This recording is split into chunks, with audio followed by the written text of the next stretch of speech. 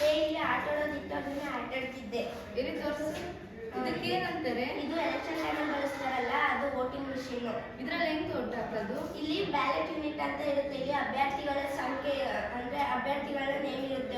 Election ನಿಂತಿರ್ತಾರಲ್ಲ ಅವ್ರದ್ದು. ಇಲ್ಲಿ ನೀವು ಯಾರಿಗೆ ವೋಟ್ ಹಾಕ್ಬೇಕು ಅವ್ರ ಕ್ರಮ ಸಂಖ್ಯೆ ನಂಬರ್ ನಲ್ಲಿ ಇಲ್ಲಿ ಮಿಷಿನ್ಸ್ ಬಟನ್ಸ್ ಇರ್ತವೆ. ಅದು ಇಲ್ಲಿ ಒತ್ತಿದ್ರೆ ಅದು ವೋಟ್ ಅವ್ರಿಗೆ ಹೋಗುತ್ತೆ. ಗೊತ್ತಾಯ್ತಾ? ಓ, ಇಷ್ಟೇನಾ? ಏನ್ ಮಾಡ್ತಿದ್ರಮ್ಮ? ಏನಿಲ್ಲ ಮ್ಯಾಮ್, ಇವರು ವೋಟಿಂಗ್ ಮಿಷಿನ್ ಬಗ್ಗೆ ಕೇಳ್ತಿದ್ರು, ಅದ್ರ ಬಗ್ಗೆ ಹೇಳ್ತಿದ್ರು. ವೋಟಿಂಗ್ ಮಿಷಿನ್ ಎಲ್ಲಿ ಸಿಕ್ತಿದ್ದು? ಮಿಸ್ ಇವ್ರ ಮನೇಲಿ ಇತ್ತಂತೆ. ಹೌದಾ? ವೋಟಿಂಗ್ ಹಾಕೋದ್ ಗೊತ್ತಾ ನಿಮಗೆ? ನಮ್ ಚೇತನ ಎಷ್ಟು ವರ್ಷಕ್ಕೆ ಹಾಕ್ತಾರೆ ವೋಟನ್ನ? 18 ವರ್ಷಕ್ಕೆ. 18 ವರ್ಷ ಆಗಿದೆಯಾ ನಿಮಗೆ? No ma'am. ಇದನ್ನ ಯಾವಾಗ ಬಳಸ್ತಾರೆ? ವೋಟ್ ಹಾಕ್ಬೇಕಾದ್ರೆ, ಎಲೆಕ್ಷನ್ ಮಾಡ್ಬೇಕಾದ್ರೆ, ಎಲೆಕ್ಷನ್ಗಳು ಮಾಡ್ಬೇಕಾದ್ರೆ ಅಲ್ವಾ? ಚುನಾವಣೆಗಳು ಪ್ರಜಾಪ್ರಭುತ್ವ ವ್ಯವಸ್ಥೆಯಲ್ಲಿ ಬಹುಮುಖ್ಯವಾಗಿ ಮಾಡುವಂತ ಒಂದು ಪ್ರಕ್ರಿಯೆ ಅಲ್ವಾ? ವೋಟಿಂಗ್ ಅನ್ನು ಮಾಡುವಂತ ಸಂದರ್ಭದಲ್ಲಿ ನಾವು 18 ವರ್ಷ ಪೂರ್ಣಗೊಳಿಸಿರ್ಬೇಕು. ಅವ್ರಿಗೆ ಮಾತ್ರ ಮತದಾನದ ಅವಕಾಶಗಳು ಇರ್ತವೆ. ಸರಿನಾ? ಹಾಗಾದ್ರೆ ಯಾವ್ಯಾವ ಎಲೆಕ್ಷನ್ಗಳನ್ನ ನೋಡಿದ್ದೀರಾ? ರಾಜ್ಯಸಭೆ, ಲೋಕಸಭೆ, ವಿಧಾನ ಪರಿಷತ್ತು, ಗ್ರಾಮ ಪಂಚಾಯತಿ, ಜಿಲ್ಲಾ ಪಂಚಾಯತಿ, ತಾಲೂಕ್ ಪಂಚಾಯತಿ ಅಲ್ವಾ? ರಾಜ್ಯಸಭೆ, ವಿಧಾನಸಭೆ, ವಿಧಾನ ಪರಿಷತ್ತು, ಲೋಕಸಭೆ ಅಲ್ವಾ? ಜಿಲ್ಲಾ ಪಂಚಾಯತಿ, ತಾಲೂಕ್ ಪಂಚಾಯತಿ ಮತ್ತೆ ಗ್ರಾಮ ಪಂಚಾಯತಿ ಎಲೆಕ್ಷನ್ಗಳನ್ನ ನೋಡಿ. ಹೌದಾ? ಹಾಗಾದ್ರೆ ಎಲ್ಲಾ ಪಂಚಾಯತಿಗಳನ್ನ ಏನಂತ ಕರೀತಾರೆ ಗೊತ್ತಾ? ಜಿಲ್ಲಾ ಪಂಚಾಯತಿ, ತಾಲೂಕ್ ಪಂಚಾಯತಿ ಮತ್ತು ಗ್ರಾಮ ಪಂಚಾಯತಿ ಇದೆಯಲ್ಲ, ಅದನ್ನ ನಾವು ಸ್ಥಳೀಯ ಸ್ವಯಂ ಸರ್ಕಾರಗಳು ಅಂತ ಹೇಳಿ ಕರೀತೀವಿ. ಸರಿನಾ? ಸರಿ, ಕೂತ್ಕೊಳ್ಳಿ. ಹಾಗಾದ್ರೆ ಇವತ್ತು ನಾವು ಸಮಾಜ ವಿಜ್ಞಾನ ವಿಷಯದ ರಾಜ್ಯಶಾಸ್ತ್ರ ವಿಭಾಗದಲ್ಲಿ ಬರುವಂತಹ ಅಧ್ಯಾಯ ಸ್ಥಳೀಯ ಸ್ವಯಂ ಸರ್ಕಾರಗಳು.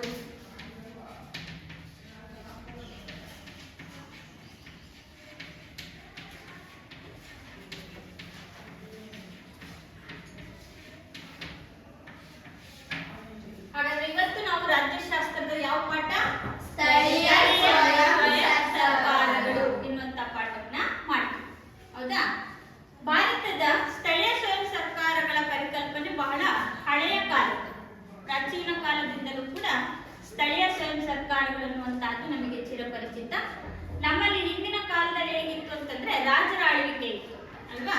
ರಾಜರ ಆಳ್ವಿಕೆಯ ಕಾಲದಲ್ಲೂ ಕೂಡ ಸ್ಥಳೀಯ ಸ್ವಯಂ ಸರ್ಕಾರಗಳು ಇದ್ವು. ಅವುಗಳನ್ನ ಸಭಾ ಮತ್ತು ಸಮಿತಿಗಳು ಅಂತೇಳಿ ಕರೀತಾರೆ. ಸ್ಥಳೀಯ ಸ್ವಯಂ ಸರ್ಕಾರಗಳು ಇದು ಭಾರತದ ಪ್ರಾಚೀನ ಕಾಲದಿಂದಲೂ ಕೂಡ ಬಹಳ ಹಳೆಯದಾಗಿರುವಂತಹದ್ದು. ನಮ್ಮ ಭಾರತ ದೇಶದ ರಾಜ ಮಹಾರಾಜರ ಕಾಲದಲ್ಲೂ ಕೂಡ ಸ್ಥಳೀಯ ಸ್ವಯಂ ಸರ್ಕಾರಗಳಿದ್ವು. ಅವುಗಳನ್ನ ಸಭಾ ಮತ್ತು ಸಮಿತಿಗಳು ಅಂತೇಳಿ ಕರೀತಾ ಇದ್ವಿ.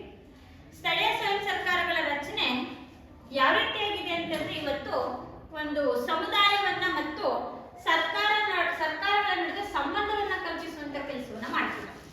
ಸರ್ಕಾರ ಮತ್ತು ಸಮುದಾಯ ಅಂತಂದ್ರೆ ಸಮಾಜವನ್ನ ಮತ್ತು ಸರ್ಕಾರವನ್ನ ಸಂಬಂಧವನ್ನ ಕಲ್ಪಿಸುವಂತಹ ಕೆಲಸ ಸ್ಥಳೀಯ ಸ್ವಯಂ ಸರ್ಕಾರಗಳು ಮಾಡ್ತಾ ಇದ್ದಾರೆ. ಜೊತೆಗೆ ಸ್ಥಳೀಯರು ತಮ್ಮ ಸಮಸ್ಯೆಗಳನ್ನ ತಾವೇ ಬಗೆಹರಿಸಿಕೊಳ್ಳುವಂತ ಪ್ರಯತ್ನವೂ ಕೂಡ ಸ್ಥಳೀಯ ಸ್ವಯಂ ಸರ್ಕಾರಗಳೇ ಮಾಡ್ತಾರೆ. ಸ್ಥಳೀಯ ಅಂದ್ರೇನು? ಸ್ಥಳೀಯ ಅಂದ್ರೇನು? ನಾವು ವಾಸಿಸುವ ಸ್ಥಳ ಅಲ್ವಾ? ನಾವು ವಾಸಿಸುವಂತಹ ಸ್ಥಳದ ಅಥವಾ ಪ್ರದೇಶದ ಸಮಸ್ಯೆಗಳನ್ನ ನಾವೇ ಬಗೆಹರಿಸಿಕೊಳ್ಳೋದಕ್ಕಾಗಿ ನಮ್ಮನ್ನೇ ನಾವೇನ್ ಮಾಡ್ಕೊಳ್ತಾ ಇದ್ವಿ? ಬಳಕೆಯನ್ನ ಮಾಡ್ಕೊಳ್ತಾ ಇದ್ವಿ. ಹೌದಾ? ಈಗ ಉದಾಹರಣೆಯಾಗಿ ನಾವು ಈ ಗ್ರಾಮ ಪಂಚಾಯತಿ ಅಂತ ಕರಿತೀವಿ. ಗ್ರಾಮ ಪಂಚಾಯತಿ ರಚನೆಯ ಬಗ್ಗೆ ನಾನು ಹೇಳಿದ್ದೀನಿ ಅಲ್ವಾ? ಗ್ರಾಮ ಪಂಚಾಯತಿಯ ರಚನೆಯಲ್ಲಿ ಹೇಗಾಗುತ್ತೆ ಅಂತಂದ್ರೆ, ಅಲ್ಲಿರುವಂತಹ ಜನರನ್ನೇ ನಾವು ಆಯ್ಕೆ ಮಾಡ್ಕೊಳ್ತೀವಿ. ಆಯ್ಕೆ ಮಾಡೋರು ಕೂಡ ಯಾರು? ನಾವೇ. ಆಯ್ಕೆ ಆದ್ಮೇಲೆ ಯಾರ ಸಮಸ್ಯೆಗಳನ್ನ ಬಗೆಹರಿಸ್ತಾರೆ ಅವರು? ನಮ್ಮ ಸಮಸ್ಯೆಗಳನ್ನೇ ಬಗೆಹರಿಸ್ತಾರೆ. ಅಂದ್ರೆ ಸ್ಥಳೀಯವಾಗಿರುವಂತಹ ಜನರನ್ನ ಬಳಸಿಕೊಂಡು ಸ್ಥಳೀಯ ಸಮಸ್ಯೆಗಳನ್ನ ಬಗೆಹರಿಸಿಕೊಳ್ಳೋದ್ರಲ್ಲಿ ಜನರ ಸಹಕಾರ ಮತ್ತು ಜನರ ಭಾಗವಹಿಸುವಿಕೆ ಬಹಳ ಮುಖ್ಯ. ಅದಕ್ಕೆ ಕೆಳ ಹಂತದಿಂದಲೇ ನಾವೇನ್ ಮಾಡ್ತಾ ಇದೀವಿ ಅಂತಂದ್ರೆ, ಈ ಸ್ಥಳೀಯ ಸ್ವಯಂ ಸರ್ಕಾರಗಳು ಕೆಳ ಹಂತದಿಂದಲೇ ಆಡಳಿತವನ್ನ ಭದ್ರಗೊಳಿಸ್ತಾ ಇದ್ದಾರೆ. ಹೇಗೆ ಆಳ್ವಿಕೆಯನ್ನ ಮಾಡಬೇಕು, ಹೇಗೆ ನಾಯಕತ್ವವನ್ನ ಬೆಳೆಸ್ಕೋಬೇಕು, ನಮ್ಮ ಸಮಸ್ಯೆಗಳನ್ನ ನಾವೇ ಹೇಗೆ ಬಗೆಹರಿಸ್ಕೋಬೇಕು ಅಂತ. ಹಾಗಂತ ಹೇಳ್ಬಿಟ್ಟು ನಾವು ಸ್ಥಳೀಯ ಸ್ವಯಂ ಸರ್ಕಾರಗಳಲ್ಲಿ ಪ್ರತಿನಿಧಿಗಳನ್ನ ಆಯ್ಕೆ ಮಾಡ್ತೀವಿ ಅಂದ್ರೆ ಅವರನ್ನ ನಾವು ಸದಸ್ಯರು ಅಂತ ಕರಿತೀವಿ. ಗ್ರಾಮ ಪಂಚಾಯತಿ ಸದಸ್ಯರು, ಜಿಲ್ಲಾ ಪಂಚಾಯತಿ ಸದಸ್ಯರು, ತಾಲೂಕ್ ಪಂಚಾಯತಿ ಸದಸ್ಯರು ಅಂತ ಕರಿತೀವಿ. ಹಾಗಾದ್ರೆ ಇವರೆಲ್ಲರನ್ನು ಕೂಡ ನಾವು ಹೇಗೆ ಆಯ್ಕೆ ಮಾಡ್ತೀವಿ? ಓಟಿನ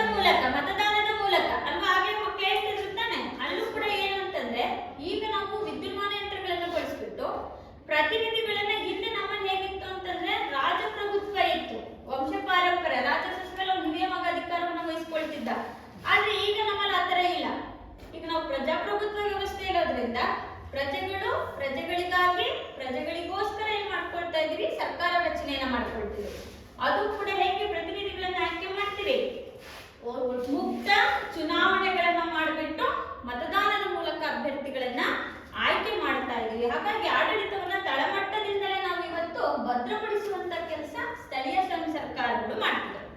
ಪ್ರಜೆಗಳು ತಮ್ಮ ಪ್ರತಿನಿಧಿಗಳನ್ನ ಚುನಾವಣೆಗಳ ಮೂಲಕ ಆಯ್ಕೆ ಮಾಡಿ ಸ್ವಯಂ ಆಡಳಿತ ನೀಡುವಂತಹ ಸಂಸ್ಥೆಗಳನ್ನೇ ನಾವು ಸ್ಥಳೀಯ ಸ್ವಯಂ ಸರ್ಕಾರಗಳು ಅಂತ ಕರಿತೀವಿ. ಸ್ವಯಂ ಅಂದ್ರೆ ಸ್ವಂತ ಅಲ್ವಾ? ಸ್ವಂತಹ ಆಡಳಿತವನ್ನ ನೀಡುವಂತಹ ಸಂಸ್ಥೆಗಳನ್ನೇ ಸ್ಥಳೀಯ ಸ್ವಯಂ ಸರ್ಕಾರಗಳು ಅಂತೇಳಿ ಕರಿತೀವಿ. ನಮ್ಮ ಸಮಸ್ಯೆಗಳನ್ನ ನಾವೇ ಬಗೆಹರಿಸ್ಕೊಳ್ಳೋದಿಕ್ಕೆ ನಾವೇ ಪ್ರತಿನಿಧಿಗಳನ್ನ ಆಯ್ಕೆ ಮಾಡಿ ಅವರಿಂದ ನಮ್ಮ ಸಮಸ್ಯೆಗಳನ್ನ ಬಗೆಹರಿಸ್ಕೊಳ್ತಾ ಇದ್ವಿ. ಹಾಗಾದ್ರೆ ಸ್ಥಳೀಯ ಸ್ವಯಂ ಸರ್ಕಾರ ಅಂದ್ರೆ ಸ್ವಯಂ ಆಡಳಿತ ನೀಡುವ ಸಂಸ್ಥೆಗಳನ್ನ ಸ್ಥಳೀಯ ಸ್ವಯಂ ಸರ್ಕಾರಗಳು ಅಂತೇಳಿ ಕರೀತೀವಿ. ಅದಕ್ಕಿಂತ ಮುಂಚಿತವಾಗಿ ನಮ್ಮಲ್ಲಿ ಬ್ರಿಟಿಷರ ಆಳ್ವಿಕೆನ ಮಾಡ್ತಿದ್ವಿ. ಆಗ ನಾವು ಯಾರ ದಾಸರಾಗಿದ್ವಿ? ಬ್ರಿಟಿಷರ ಗುಲಾಮರಾಗಿದ್ವಿ. ಆದ್ರೂ ಕೂಡ ಬ್ರಿಟಿಷರು ಭಾರತೀಯರನ್ನ ತಮ್ಮ ನಿಯಂತ್ರಣದಲ್ಲಿ ಇಟ್ಕೊಳ್ಳೋದಕ್ಕೆ ಬಹುತೇಕ ಕಾಯ್ದೆಗಳನ್ನ ಜಾರಿಗೆ ತಂದಿದ್ರು.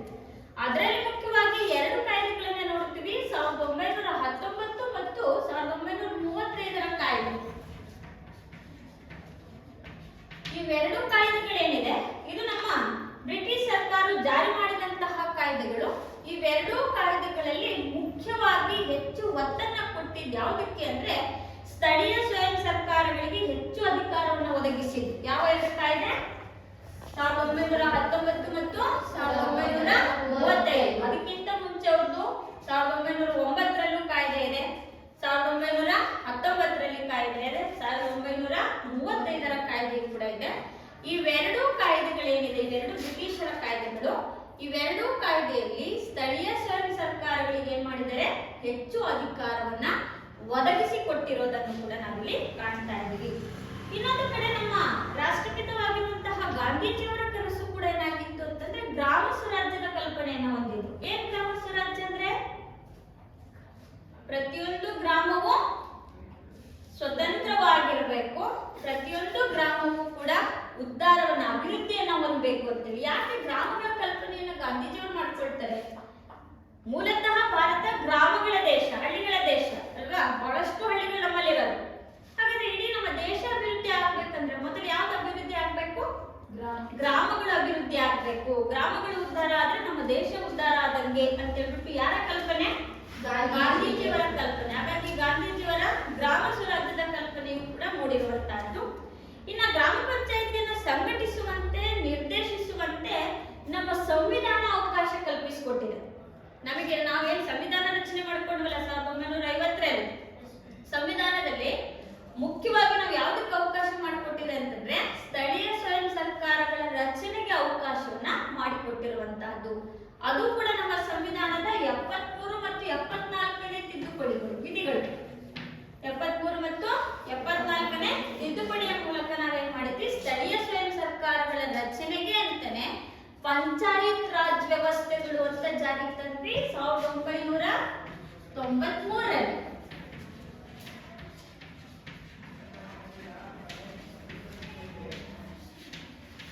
ಇದು ನಮ್ಮ ಸಂವಿಧಾನದ ಎಷ್ಟನೇ ತಿದ್ದುಪಡಿ?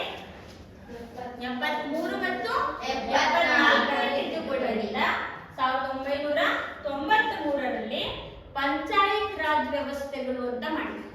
ಅದಕ್ಕಿಂತ ಮುಂಚಿತವಾಗಿ ನೋಡೋದಾದ್ರೆ ಕರ್ನಾಟಕದಲ್ಲಿ ಸ್ವಾತಂತ್ರ್ಯ ಪೂರ್ವದಲ್ಲಿ, ಸ್ವಾತಂತ್ರ್ಯ ಪೂರ್ವ ಅಂದ್ರೆ ಸ್ವಾತಂತ್ರ್ಯ ಬರೋದಕ್ಕಿಂತ ಮುಂಚಿತವಾಗಿ ನಮ್ಮಲ್ಲಿ ಏನಾಗಿತ್ತು ಅಂತಂದ್ರೆ ಅನೇಕ ಸ್ಥಳೀಯ ಸ್ವಯಂ ಸರ್ಕಾರಗಳು ಕಾರ್ಯನಿರ್ವಹಿಸ್ತಾ ಇದ್ವು. ಅದರ ಮಾನ್ಯತೆಯನ್ನು ಹೊಂದಿರಲಿಲ್ಲ, ಅಧಿಕೃತವಾಗಿ ಅವು ಮಾನ್ಯತೆಯನ್ನು ಪಡ್ಕೊಂಡಿರ್ಲಿಲ್ಲ.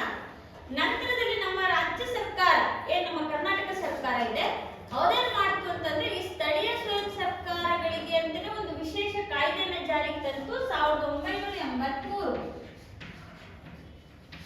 1983ರಲ್ಲಿ ಕರ್ನಾಟಕ ಜಿಲ್ಲಾ ಪರಿಷತ್ತು ಅಂತ ಮಾಡಿತು.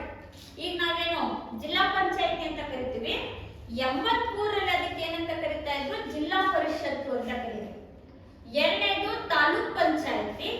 ನಾವೇನು ಈಗ ಗ್ರಾಮ ಪಂಚಾಯತಿ ಅಂತ ಕರಿತೀವಲ್ಲ, ಆಗ ಅದನ್ನ ಏನಂತ ಕರಿತಾ ಇದ್ರು? ಮಂಡಳ ಪಂಚಾಯತಿ ಅಂತ ಕರೀತಾರೆ. ಹೀಗೆ ಜಿಲ್ಲಾ ಪರಿಷತ್ತು, ತಾಲೂಕ್ ಪಂಚಾಯತಿ, ಮಂಡಳ ಪಂಚಾಯತಿ ಅಂತ ಹೇಳ್ಬಿಟ್ಟು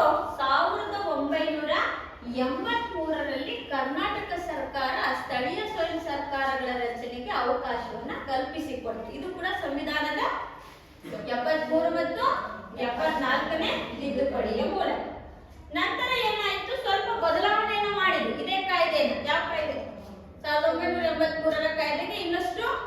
ಬದಲಾವಣೆಗಳನ್ನು ಒಳಪಡಿಸಿಕೊಂಡು ಇನ್ನಷ್ಟು ಅದನ್ನ ಬಲಪಡಿಸಿ ಮತ್ತೊಂದು ಕಾಯ್ದೆ ಜಾರಿಗೆ ಬಂತು. ಅದೇ 1993ರ ಪಂಚಾಯತ್ ರಾಜ್ ವ್ಯವಸ್ಥೆ ಅಂತ. ಈ ಪಂಚಾಯತ್ ರಾಜ್ ವ್ಯವಸ್ಥೆಗಳು ಮಾಡ್ಕೊಂಡ್ಮೇಲೆ ಇಲ್ಲಿ ಏನ್ ಕರಿತಾ ಇದ್ರಿ, ಜಿಲ್ಲಾ ಪರಿಷತ್ತು ಅಂತ ಕರಿತಿದ್ವಿ ಅಲ್ವಾ? ಎಲ್ಲಿ? ಇಲ್ಲಿ ಜಿಲ್ಲಾ ಪರಿಷತ್ತು, ನೆಕ್ಸ್ಟ್ ತಾಲೂಕ್ ಪಂಚಾಯತಿ, ಮಂಡಲ ಪಂಚಾಯತ್.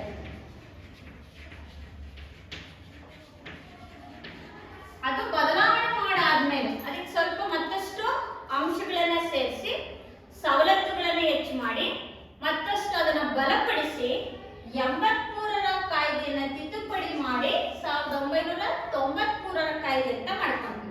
ಇಲ್ಲೇನ್ ಮಾಡಿದ್ವಿ, ಮತ್ತೆ ಬದಲಾಯಿಸಿದ್ವಿ. ಇಲ್ಲಿ ಜಿಲ್ಲಾ ಪರಿಷತ್ತು ಅಂತಿತ್ತಲ್ಲ, ಇಲ್ಲೇನಾಯ್ತು ಅದು ಜಿಲ್ಲಾ ಪಂಚಾಯತಿ ಅಂತ.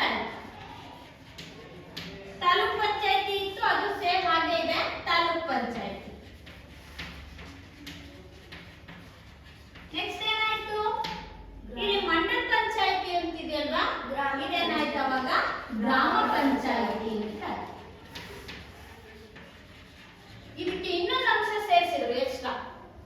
ಯಾವುದು ಅಂತಂದ್ರೆ ಅದನ್ನ ಗ್ರಾಮ ಸಭೆ ಅಂತ ಕರೀತಾರೆ.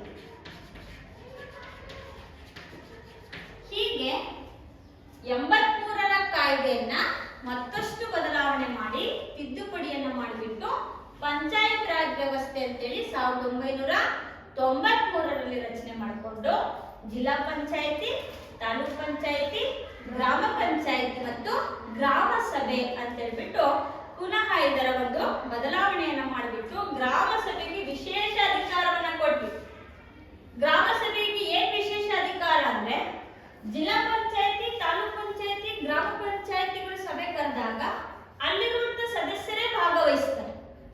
ಆದ್ರೆ ವಿಶೇಷ ಅಧಿಕಾರ ಗ್ರಾಮ ಸಭೆಗೆ ಏನಿದೆ ಅಂದ್ರೆ ಗ್ರಾಮ ಸಭೆಯಲ್ಲಿ ಗ್ರಾಮದಲ್ಲಿರುವ 18 ವರ್ಷ ತುಂಬಿದ ಎಲ್ಲರೂ ಕೂಡ ಭಾಗವಹಿಸುವ ಅವಕಾಶ ವಿಶೇಷವಾಗಿ.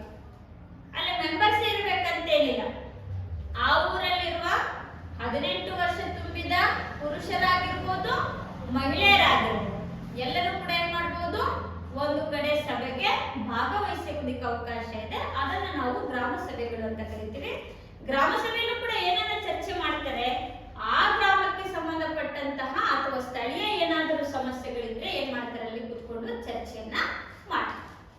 ಇದು ನಮ್ಮ ಸ್ಥಳೀಯ ಸ್ವಯಂ ಸರ್ಕಾರಗಳ ಒಂದು ಪರಿಚಯ. ಸ್ಥಳೀಯ ಸ್ವಯಂ ಸರ್ಕಾರಗಳಲ್ಲಿ ಯಾರನ್ನ ಬಳಸ್ಕೊಳ್ತಾರೆ, ಸ್ಥಳೀಯರನ್ನೇ ಬಳಸ್ಕೊಳ್ತಾರೆ.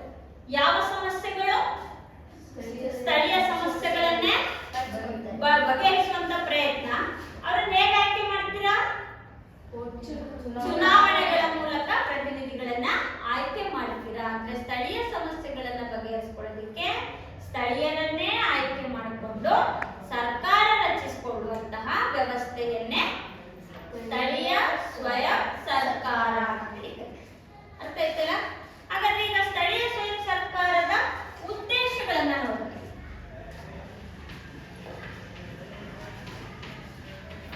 ಸ್ಥಳೀಯ ಸ್ವಯಂ ಸರ್ಕಾರದ ಉದ್ದೇಶ ಏನು, ಯಾವ ಗುರಿ ಮತ್ತು ಉದ್ದೇಶಗಳನ್ನ ಒಳಗೊಂಡಿದೆ ಸ್ಥಳೀಯ ಸ್ವಯಂ ಸರ್ಕಾರಗಳು ಅಂತಂದ್ರೆ, ಮೊದಲನೆಯದು ಸ್ಥಳೀಯ ಸಮಸ್ಯೆಗಳನ್ನ ಬಗೆಹರಿಸಿಕೊಳ್ಳಲು ಯಾರನ್ನ, ಸ್ಥಳೀಯರನ್ನೇ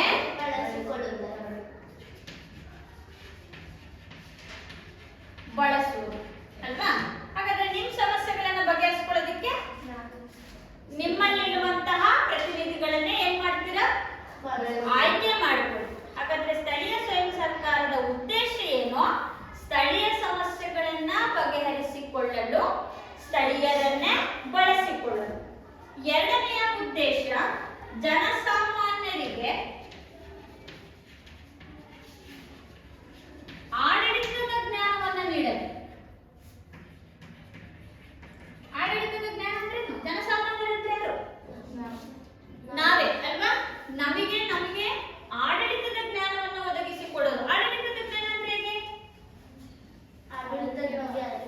ಅರಿವನ್ನ ಮೂಡಿಸುವಂತಹದ್ದು. ನಮ್ಮಲ್ಲೇ ಪ್ರತಿನಿಧಿಗಳನ್ನ ಆಯ್ಕೆ ಮಾಡೋದು, ನಮ್ಮ ಸಮಸ್ಯೆಗಳನ್ನ ಅವರಿಗೆ ಹೇಳ್ಕೊಳ್ಳೋದು, ಅವರಿಂದ ಆ ಸಮಸ್ಯೆಗಳನ್ನ ಬಗೆಹರಿಸಿಕೊಳ್ಳೋದು. ಹಾಗಾದ್ರೆ ಸ್ಥಳೀಯರನ್ನ ಬಳಸ್ಕೊಳ್ತೀವಿ,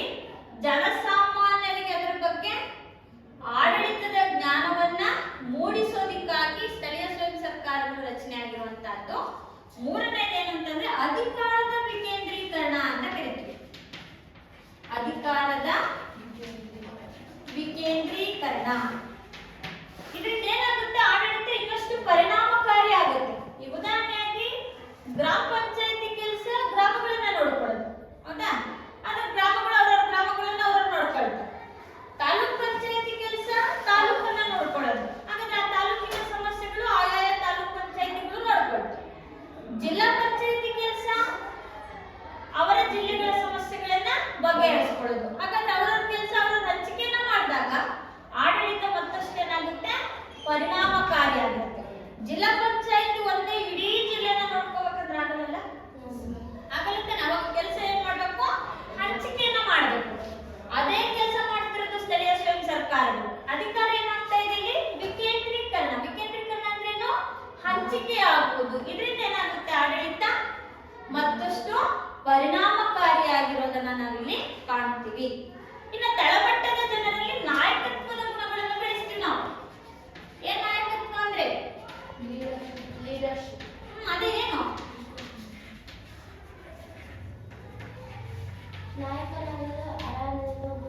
ನಾಯಕತ್ವ ಅಂದ್ರೇನು? ಅದು ನಿಮಗೆ ಟೀಮ್ ಅನ್ನ ಕೊಟ್ಟಿರ್ತಾರಲ್ಲ, ನೀವು ಮಾಸ್ ಪಾಸ್ ಮಾಡ್ತೀರ, ಮಾಸ್ ಪಾಸ್ ಮಾಡ್ತಿರ್ತಾನೆ, ಅದಕ್ಕೊಬ್ರು ಲೀಡರ್ ಮಾಡಿರ್ತಾರಲ್ವಾ. ಲೀಡರ್ ಕೆಲಸ ಏನು, ತನ್ನ ಗುಂಪನ್ನ ಅಚ್ಚುಕಟ್ಟಾಗಿ ಶಿಸ್ತಿನಿಂದ ನಿಭಾಯಿಸು. ಈಗ ನಿಮಗೆ ಲೀಡರ್ ಮಾಡ್ತೀವಲ್ಲಪ್ಪ, ಕ್ಲಾಸ್ ಲೀಡರ್ ಅಂತ ಮಾಡ್ತಿದ್ದಾರೆ, ನಿಮ್ ಕೆಲಸ ಏನು, ಜವಾಬ್ದಾರಿಗಳನ್ನ ನಿಭಾಯಿಸು ಅಲ್ವಾ. ಆ ನಿಭಾಯಿಸುವ ಗುಣ ಈ ಸ್ಥಳೀಯ ಸ್ವಯಂ ಸರ್ಕಾರಗಳು ಕೊಡ್ತವೆ. ಒಂದನೇ ಸಲ ನೀವು ಎಲೆಕ್ಷನ್ ನಿಂತ್ಕೊಂಡು ನಾನು MLA ಆಗ್ತೀನಿ, MP ಆಗ್ತೀನಿ, ಹೌದಾ, ನಾನು ಮುಖ್ಯಮಂತ್ರಿ ಆಗ್ಬೇಕಪ್ಪ, ನಾನು ಪ್ರಧಾನಿ ಆಗ್ಬೇಕು, ಒಂದೇ ಸಲ ಹೋಗಿ ಪ್ರಧಾನಮಂತ್ರಿ ಎಲೆಕ್ಷನ್ಗೆ ಮುಖ್ಯಮಂತ್ರಿ ಎಲೆಕ್ಷನ್ ನಿಂತ್ಕೊಳ್ತೀರಾ? ಇಲ್ಲ ತಾನೆ. ಫಸ್ಟ್ ಏನ್ ಮಾಡ್ತೀರಾ, ಗ್ರಾಮ ಪಂಚಾಯತಿ ನಿಂತ್ಕೊಳ್ತಾರೆ. ಸ್ವಲ್ಪ ಇಂಪ್ರೂವ್ಮೆಂಟ್ಸ್ ಆದ್ರೂ ತಾಲೂಕ್ ಪಂಚಾಯತಿ ಎಲೆಕ್ಷನ್ ನಿಂತ್ಕೊಳ್ತಾರೆ. ಇನ್ನೂರಲ್ಲಿ ಲೀಡರ್ಶಿಪ್ ಬಂತು, ಜಿಲ್ಲಾ ಪಂಚಾಯತಿ ನಿಂತ್ಕೊಳ್ತಾರೆ. ಇನ್ನು ಲೀಡರ್ಶಿಪ್ ಬಂತು, MLA MP ಎಲೆಕ್ಷನ್ಗೂ ನಿಂತ್ಕೊಳ್ತಾರೆ. ಹೌದಾ? ಹಾಗಾದ್ರೆ ಕೆಳ ಹಂತದಿಂದಲೇ ನಾಯಕತ್ವದ ಗುಣಗಳನ್ನ ಕಲಿಸ್ಕೊಡ್ತವೆ ಯಾವುದು, ಸ್ಥಳೀಯ ಸ್ವಯಂ ಸರ್ಕಾರಗಳು. ಈಗ ನೀವು ಲೀಡರ್ಶಿಪ್ ಅನ್ನು ನೀವು 8ನೇ ಕ್ಲಾಸ್ ಅಂತ ತಗೊಂಡಿರ್ತೀರಿ, ಆಮೇಲೆ 9ನೇ ಕ್ಲಾಸಿಗೆ ತಗೊಳ್ತೀರ. ಈಗ ನಿಮಗೆ ಹೆಂಗ್ ಹ್ಯಾಂಡಲ್ ಮಾಡೋದಂತ ಒಂದು ಗ್ರಿಪ್ ಸಿಕ್ಕಿರುತ್ತೆ. ಇಡೀ ಶಾಲೆಯ ವಿದ್ಯಾರ್ಥಿಗಳ ಸಂಘ ಅಂತ ಮಾಡ್ತೀವಲ್ಲ, ಇಡೀ ಶಾಲೆ ಒಂದು ಎಲೆಕ್ಷನ್ ಮಾಡ್ತೀವಲ್ಲ, ಅವಾಗಲೂ ನಿಂತ್ಕೊಳ್ಳುವಂತ ತಾಕತ್ತು ನಿಮ್ಮಲ್ಲ. ಯಾವಾಗ ನೀವಿಲ್ಲಿ ಲೀಡರ್ ಆಗಿದ್ದು, ಮತ್ತೆ 9th ಲೀಡರ್ ಆಗಿ ಕೊನೆ 10th ಬಂದಾಗ ಇಡೀ ಶಾಲೆಯ ವಿದ್ಯಾರ್ಥಿಗಳ ಸಂಘದ ಕಾರ್ಯದರ್ಶಿ ಮತ್ತು ಉಪ ಕಾರ್ಯದರ್ಶಿ ಎಲೆಕ್ಷನ್ ನಿಂತ್ಕೊಳ್ತೀರಲ್ಲ, ಅವಾಗ ನಾಯಕತ್ವ ಏನಾಗಿರುತ್ತೆ, ನಾಯಕತ್ವ ಏನಾಗಿರುತ್ತೆ, ನಿಮ್ದು ಹೆಚ್ಚಾಗಿರುತ್ತೆ ಅಲ್ವಾ. ಅದೇ ಗುಣ ನೀವು ಮುಂದುವರಿಸ್ಕೊಂತ ಹೋಗಿ, ನೀವು ಎಲ್ಲಿ ಬೇಕಾದ್ರೂ ಕೂಡ ಏನೇ ಜವಾಬ್ದಾರಿಗಳು ಕೊಟ್ರೆ ಏನ್ ಮಾಡ್ತೀರ, ಅದನ್ನ ನಿಭಾಯಿಸುವಂತ ಸಾಮರ್ಥ್ಯ ಬರುತ್ತೆ ಅಲ್ವಾ. ಹಾಗಾದ್ರೆ ಕೆಳ ಹಂತದಿಂದಲೇ ಅಧಿಕಾರವನ್ನು ವಿಕೇಂದ್ರೀಕರಣ ಮಾಡೋದ್ರಿಂದ ಜನರಲ್ಲಿ ನಾಯಕತ್ವದ ಗುಣಗಳನ್ನು ಬೆಳೆಸೋದಕ್ಕಿದು ಸಹಾಯ ಮಾಡ್ತದೆ. ಅರ್ಥ ಆಯ್ತಲ್ಲ? ಹಾಗಾದ್ರೆ ಸ್ಥಳೀಯ ಸ್ವಯಂ ಸರ್ಕಾರಗಳ ಉದ್ದೇಶ ಏನು ಅಂದ್ರೆ ಸ್ಥಳೀಯರನ್ನೇ ಬಳಸ್ಕೊಳ್ಳೋದು. ಯಾವ್ದಕ್ಕೆ? ಸ್ಥಳೀಯ ಸಮಸ್ಯೆಗಳನ್ನು ಬಗೆಹರಿಸಿಕೊಳ್ಳೋದಕ್ಕೆ ಸ್ಥಳೀಯರನ್ನೇ ಬಳಸ್ಕೊಳ್ಳೋದು. ಜನರಲ್ಲಿ ಆಡಳಿತದ ಜ್ಞಾನವನ್ನ ಮೂಡಿಸುವಂತಹ ಕೆಲಸ. ನಂತರ ಅಧಿಕಾರದ ವಿಕೇಂದ್ರೀಕರಣ ಮಾಡೋದ್ರಿಂದ ಏನಾಗ್ತಿದೆ, ಅಧಿಕಾರ ವಿಕೇಂದ್ರೀಕರಣದಿಂದ ಆಡಳಿತ ಹೆಚ್ಚು ಪರಿಣಾಮಕಾರಿಯಾಗುತ್ತೆ. ಜನರಲ್ಲಿ ನಾಯಕತ್ವದ ಗುಣಗಳನ್ನ ಬೆಳೆಸೋದಿಕ್ಕೆ ಇದು ನಮಗೆ ಸಹಾಯವನ್ನ ಮಾಡುತ್ತೆ. ಇದು ನಮ್ಮ ಸ್ಥಳೀಯ ಸ್ವಯಂ ಸರ್ಕಾರಗಳ ಗುರಿ ಮತ್ತು ಉದ್ದೇಶಗಳು. ಇನ್ನು ನಾವು ಪಂಚಾಯತಿ ವ್ಯವಸ್ಥೆಗಳು ಅಂತ ನೋಡಿದ್ವಲ್ವಾ. ಸ್ಥಳೀಯ ಸ್ವಯಂ ಸರ್ಕಾರಗಳು ಅಂದ್ರೆ ಇವು ಮೂರು ಬರುತ್ತೆ. ಜಿಲ್ಲಾ ಪಂಚಾಯತಿನೂ ಬರುತ್ತೆ, ತಾಲೂಕ್ ಪಂಚಾಯತಿನೂ ಬರುತ್ತೆ, ಗ್ರಾಮ ಪಂಚಾಯತಿನೂ ಬರುತ್ತೆ. ಕೆಲವೊಂದು ಕಾರ್ಯಗಳು ವಿಭಿನ್ನವಾಗಿರಬಹುದು, ಕೆಲವೊಂದು ಕಾರ್ಯಗಳೆಲ್ಲವೂ ಕೂಡ ಸಾಮಾನ್ಯ. ಯಾವುದು? ತಾಲೂಕ್ ಪಂಚಾಯತಿನೂ ಅದೇ ಮಾಡುತ್ತೆ, ಜಿಲ್ಲಾ ಪಂಚಾಯತಿನೂ ಅದೇ ಮಾಡುತ್ತೆ, ಗ್ರಾಮ ಪಂಚಾಯತಿನೂ ಅದೇ ಮಾಡುತ್ತೆ. ಅವುಗಳನ್ನ ಸಾಮಾನ್ಯ ಕಾರ್ಯಗಳು ಅಂತ ಕರಿತೀವಿ. ಸಾಮಾನ್ಯ ಅಂದ್ರೆ ಸಾಮಾನ್ಯ ಅಂದ್ರೇನು? ಮೂರು ಕೂಡ ಸಮನಾದಂತಹ ಒಂದು ಕೆಲವೊಂದು ಕಾರ್ಯಗಳನ್ನ ಮಾಡ್ತೀವಿ. ಆ ಸಾಮಾನ್ಯ ಕಾರ್ಯಗಳನ್ನ ನಾವಿಲ್ಲಿ ನೋಡ್ತೀವಿ. ಈಗ ನಾವು ನೋಡ್ಬೇಕಾಗಿರೋದು ಸ್ಥಳೀಯ ಸ್ವಯಂ ಸರ್ಕಾರದ ಕಾರ್ಯಗಳು.